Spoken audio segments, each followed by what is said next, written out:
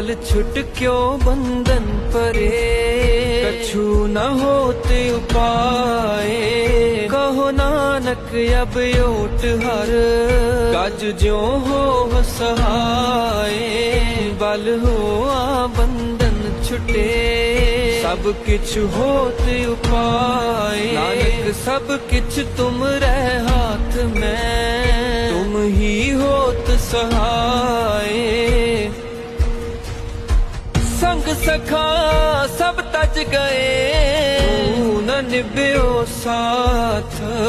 कहो नानक ए विपत में एक एक रघुनाथ कहो नानक ए विपत में एक एक रघुनाथ एक एक रघुनाथ